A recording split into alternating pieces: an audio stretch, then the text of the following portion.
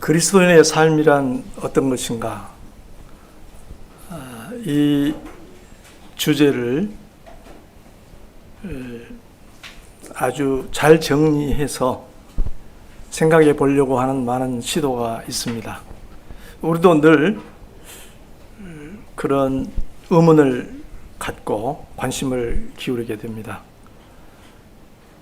김홍전 목사님 강설 중에 중생자의 생활이 바로 그런 내용으로 가득 차 있습니다. 또 영국의 유명한 신학자요 목회자였던 존 스튜어트 트럼프는 그 생의 마지막 저서로서 이런 주제를 담은 책을 펴냈습니다. 소위 제자도라는 제목으로 오늘 우리가 생각하는 시편 16편 말씀은 바로 그러한 주제, 그리스도인의 자화상을 잘 그리고 있는 시편 중 하나라고 생각이 듭니다. 오늘 시편의 제목을 보면 다윗의 믹담이라고 표현되어 있습니다. 이 시는 다윗의 시인 거죠. 믹담은 문학 또는 음악 용어인데 그 의미는 알려져 있지 않습니다. 이 시는 시편의 여러 유형 중에 신뢰의 시에 해당합니다. 다윗은 어떤 곤경 가운데서 하나님의 도우심을 구하면서 주님에 대한 신뢰와 확신을 표현하고 있습니다. 우리는 이 시에서 하나님을 경외하는 사람의 복된 삶을 관찰할 수가 있습니다. 시인이 누렸던 복된 삶이 우리의 것이 되기를 바랍니다. 그래서 오늘 설교의 제목을 신실한 성도의 복된 인생이라고 붙여봤습니다. 시의 구조를 따라서 세 문단으로 나누어서 생각해 보도록 하겠습니다. 첫째 문단은 1절입니다. 1절. 이것은 시인의 기도입니다. 그리고 이 시 전체에 서두를 이루고 있습니다. 시인은 하나님께 무엇을 기도하는가? 우리 1절 한 목소리로 읽어보겠습니다. 하나님이여 나를 지켜주소서. 내가 주께 피하나이다. 다윗은 지금 몹시 위급한 상황에 놓여 있는 것 같습니다. 우리는 그게 무슨 일인지 모르지만 다윗의 다사다난했던 생애를 떠올려 보게 됩니다. 그래서 그는 절박하게 하나님의 보호를 구합니다. 하나님의 도우심을 확실히 믿기 때문입니다. 그는 이어서 하나님에 대한 신뢰를 여러 가지 말로 표현합니다. 2절 이유인데 잠시 후에 살펴보겠습니다. 이 기도, 하나님이여 나를 지켜주소서. 내가 주께 피하나이다. 이것은 예로부터 성도들이 자주 드리는 기도이자 우리 역시 수시로 드리는 기도입니다. 우리에게는 늘 영적 싸움이 있습니다. 우리는 결핍되고 부패한 세상에 살면서 날마다 싸움에 연루됩니다. 바울은 디모데 후서에서 세상의 모습을, 말세의 세상의 모습을 이렇게 묘사했습니다. 디모데 후서 3장 1절 5절 제가 읽어드립니다. 너는 이것을 알라. 말세에 고통하는 때가 이르러 사람들이 자기를 사랑하며 돈을 사랑하며 자랑하며 교만하며 비방하며 부모를 거역하며 감사하지 아니하며 거룩하지 아니하며 무정하며 원통함을 풀지 아니하며 모함하며 절제하지 못하며 사나우며 선한 것을 좋아하지 아니하며 배신하며 조급하며 자만하며 쾌락을 사랑하기를 하나님 사랑하는 것보다 더하며. 이것은 오늘날 우리가 경험하는 현실입니다. 우리는 하나님의 도우심을 의지하며 이러한 세상 속에서 싸워 나가야 합니다. 하나님이여 나를 지켜주소서, 내가 죽게 피하나이다. 이것이 우리가 일상으로 드리는 기도가 되어야겠습니다.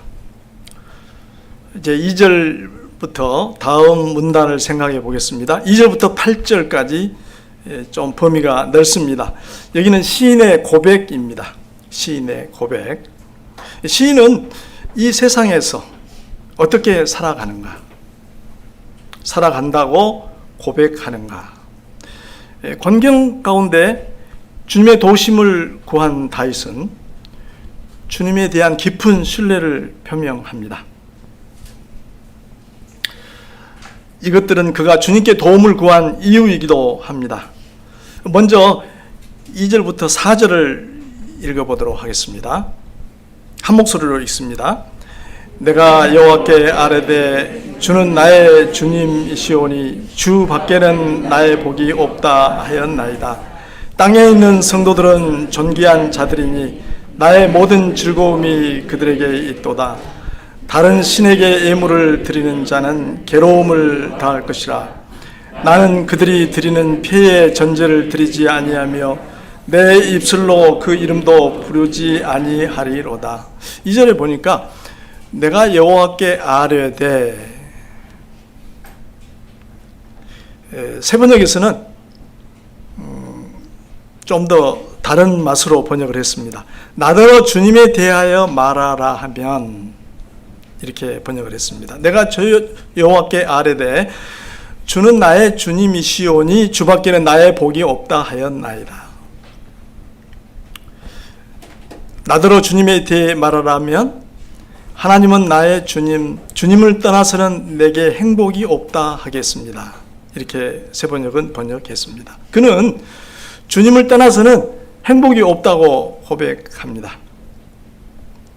다윗은 하나님을 전적으로 신뢰하고 있으며 하나님이 그를 지켜주실 것을 굳게 믿고 있습니다.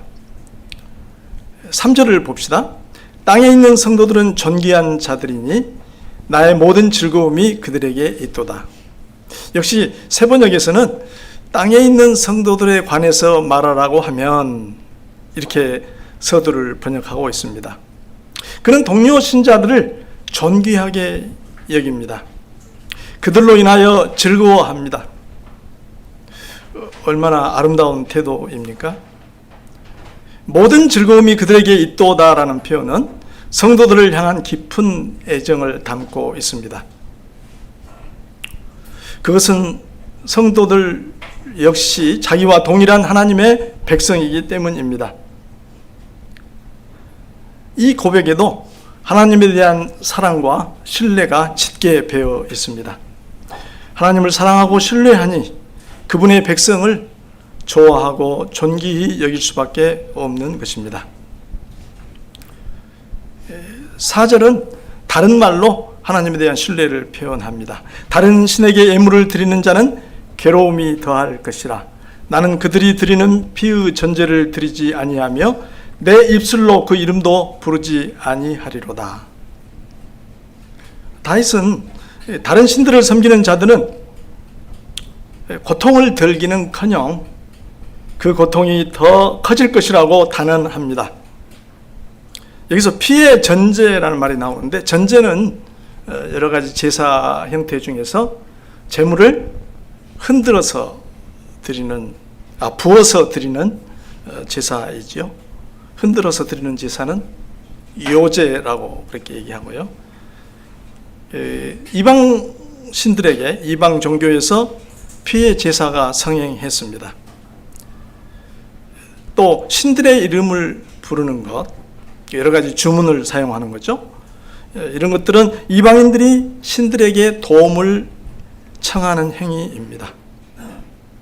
이스라엘 백성들 역시 끊임없이 우상 숭배의 유혹을 받았습니다.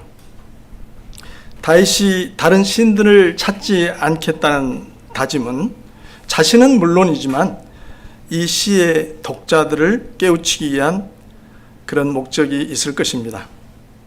다윗은 위기의 상황에서, 번경 중에서 하나님 외에 다른 대상에게 마음을 주지 않았습니다. 그리고 그는 전적으로 하나님만을 경배했습니다.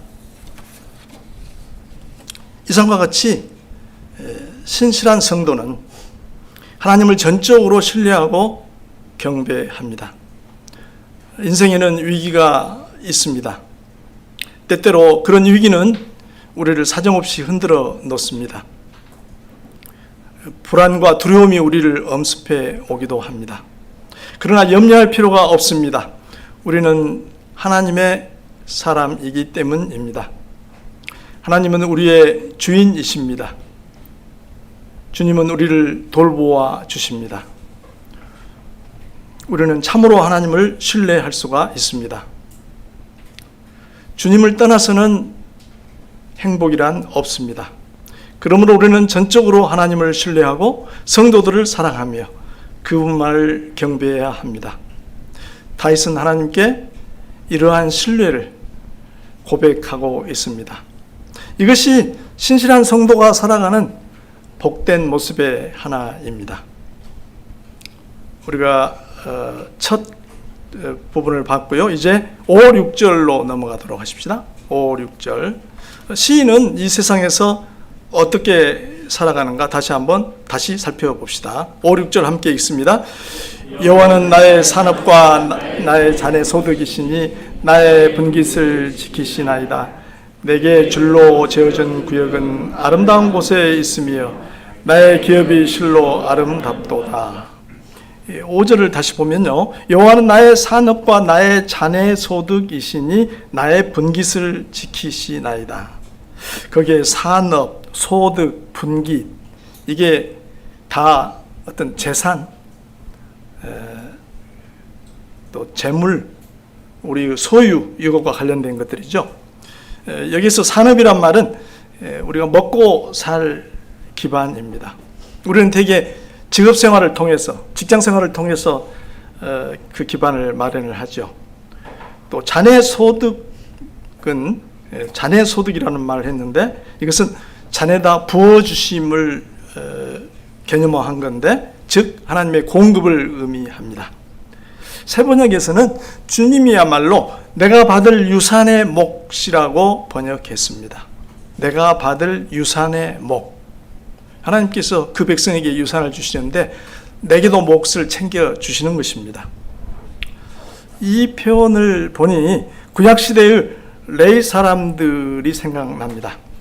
그들은 가나안에 들어갔을 때 땅을 분배받지 않았죠. 다만 그들의 거주지와 주변의 목초지를 조금 받았을 뿐입니다. 그들은 성전 일에만 종사해야 했습니다. 하나님께서는 백성이 바친 11조를 그들에게 주셨습니다.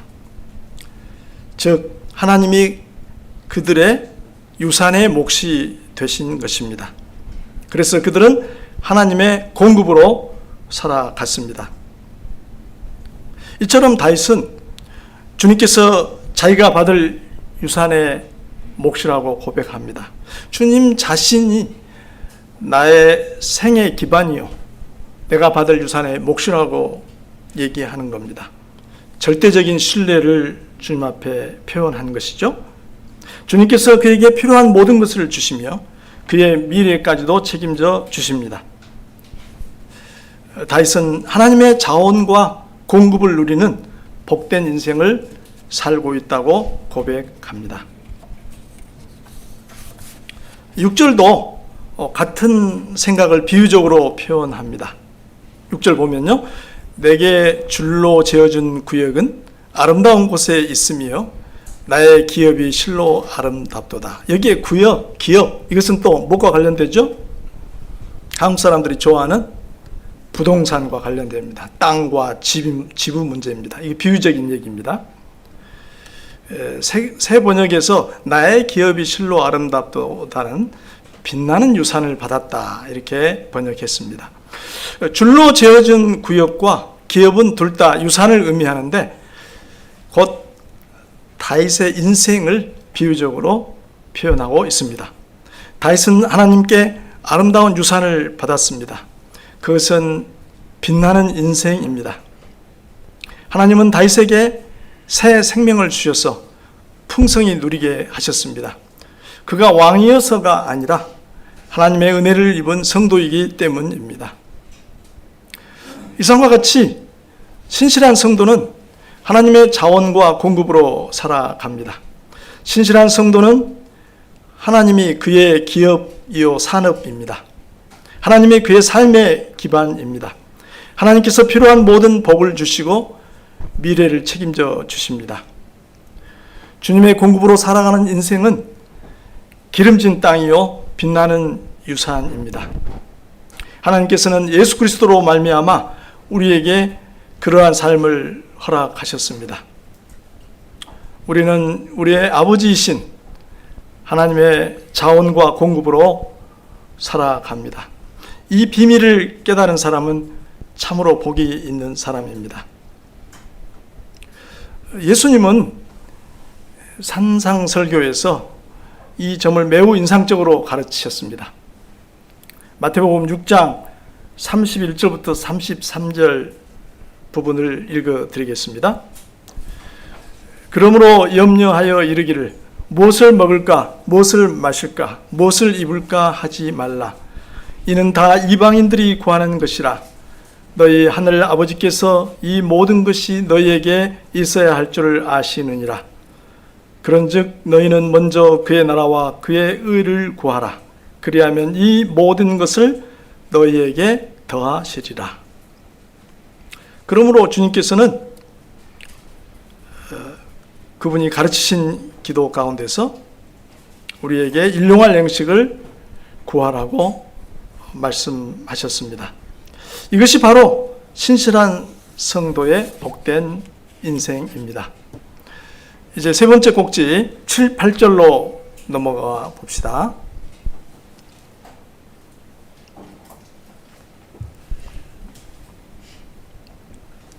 다시 시인은 이 세상에서 어떻게 살아가는가?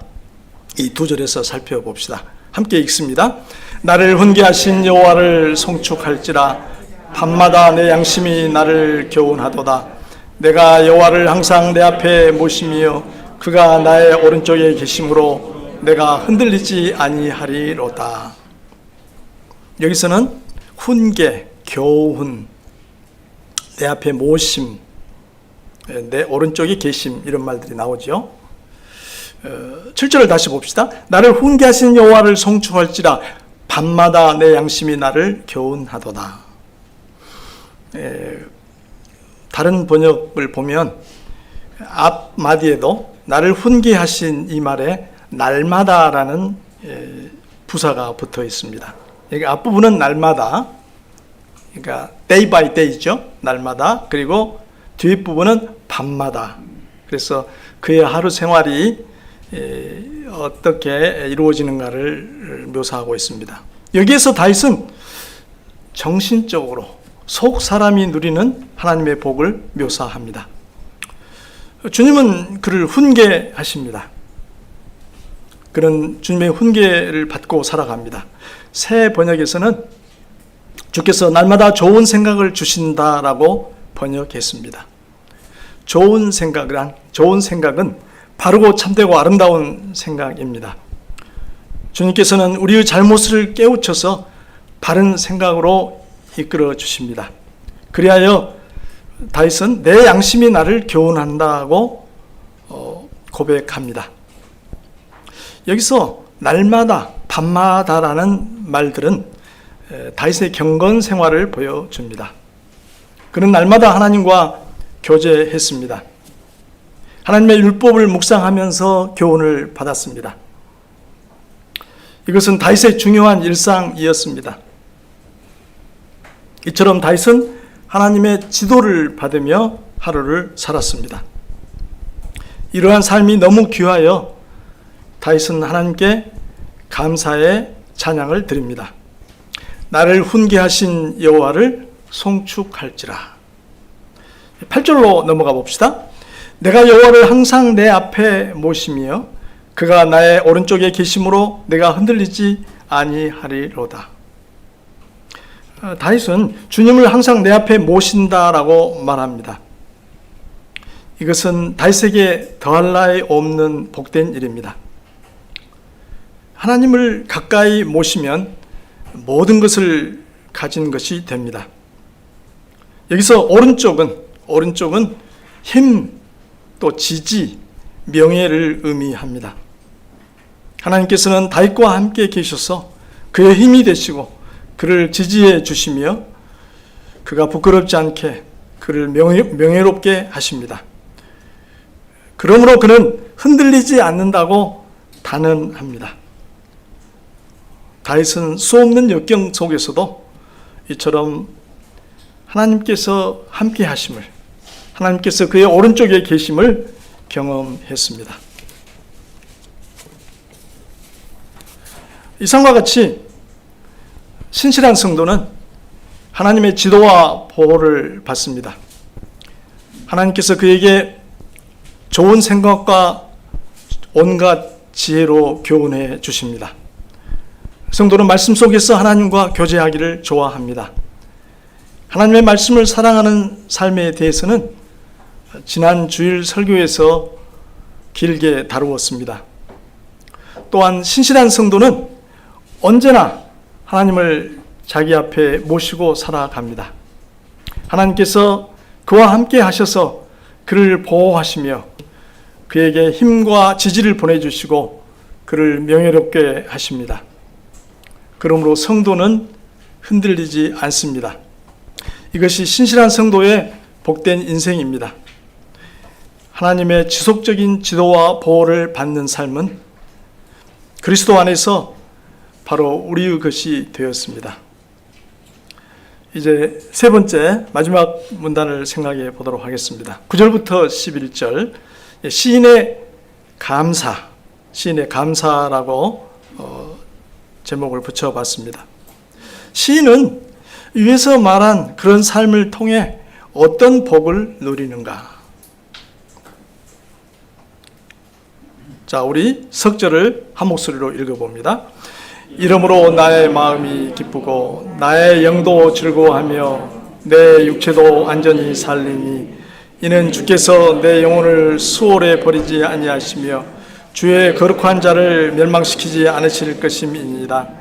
주께서 생명의 길을 내게 보이시리니 주의 앞에는 충만한 기쁨이 있고 주의 오른쪽에는 영원한 즐거움이 있나이다. 앞에서 묘사했던 고백했던 그러한 삶을 통해서 그가 누리는 복, 이 복을 묘사하는 단어들 잠깐 여러분 살펴보시겠습니까?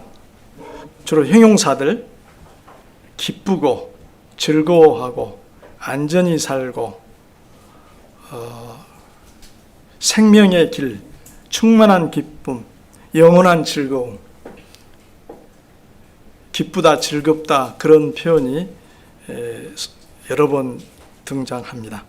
9절을 읽어보도록 하십시다. 이러므로 나의 마음이 기쁘고 나의 영도 즐거워하며 내 육체도 안전히 살리니. 다윗은 하나님과 동행하는, 하나님의 공부로 살아가는, 하나님만 신뢰하는 그러한 인생을 주신 하나님께 벅찬 감사를 표합니다. 여기서 마음과 영, 육체는 인간의 전 존재를 포괄합니다. 이제 그의 마음은 기쁨으로 가득하고 어떤 위협에 대한 두려움도 없습니다. 시의 첫머리에서 다윗이 위기 속에서 하나님께 도움을 구했던 것을 기억하시기 바랍니다. 그러나 하나님의 풍성한 은혜를 묵상하는 가운데 그 두려움은 사라져 버렸습니다. 10절을 다시 봅시다.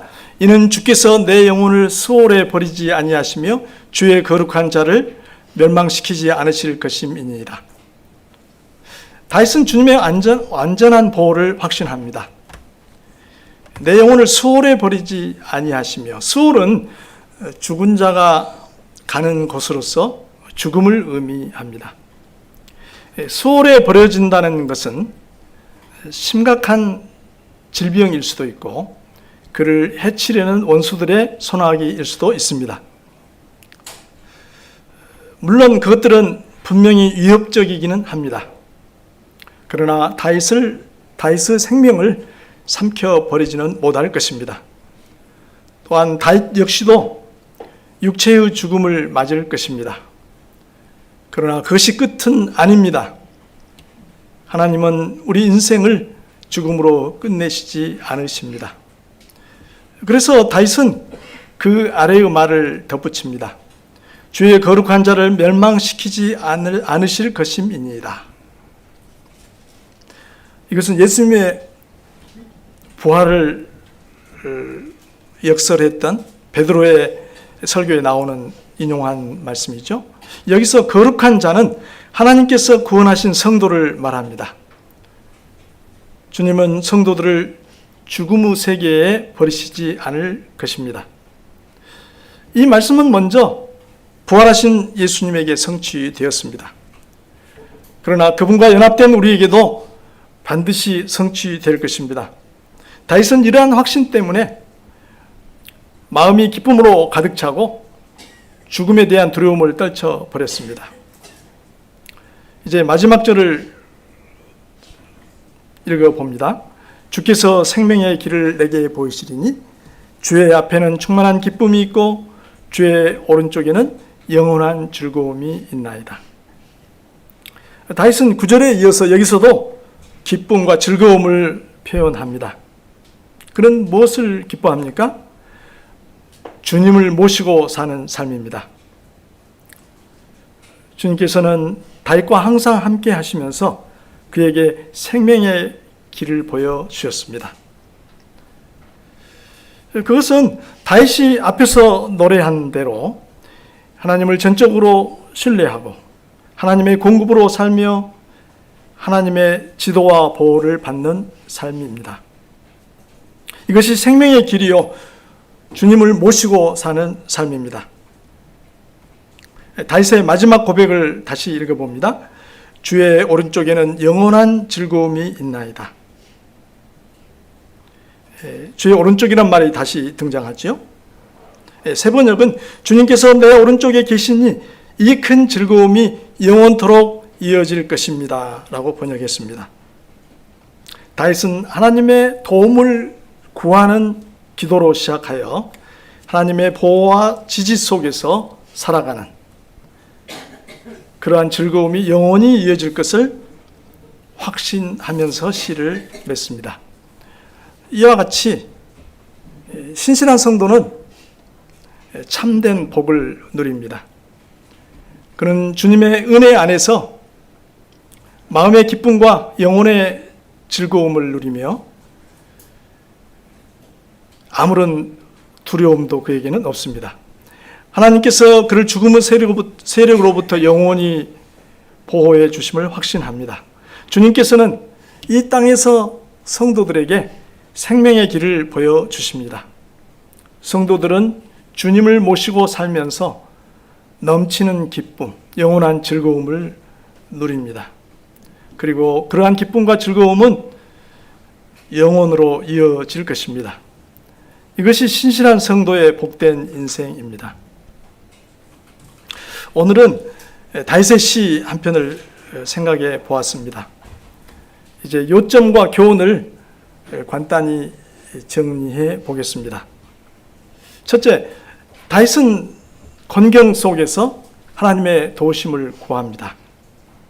하나님만이 의지할 분이시기 때문입니다. 그는 파란만장한 생애 속에서 수도 없이 하나님의 도우심을 경험했습니다. 하나님은 진정 우리의 피난처가 되십니다.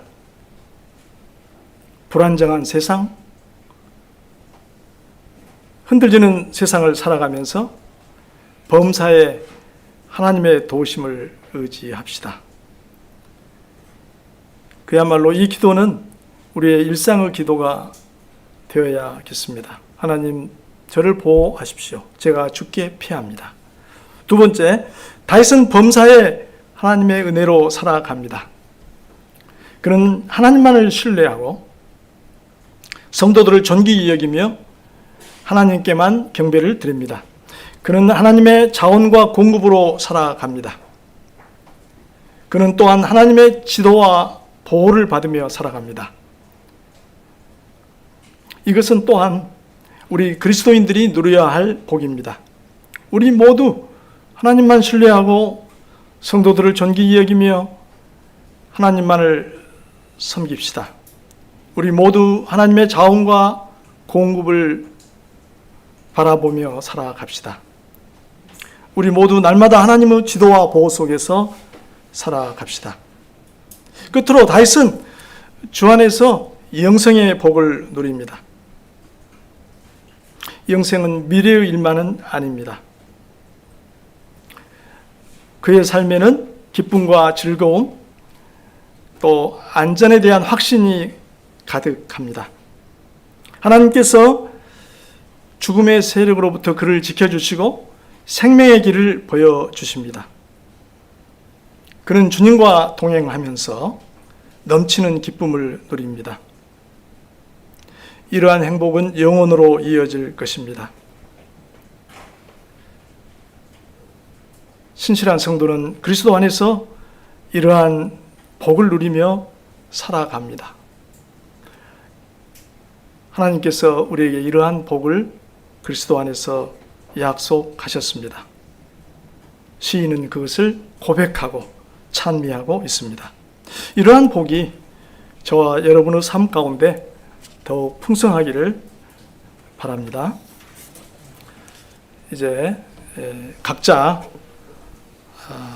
자신의 마음의 소리로 하나님께 이 말씀에 대한 감사의 기도를 드리도록 하겠습니다. 잠시 후에 제가 기도하겠습니다.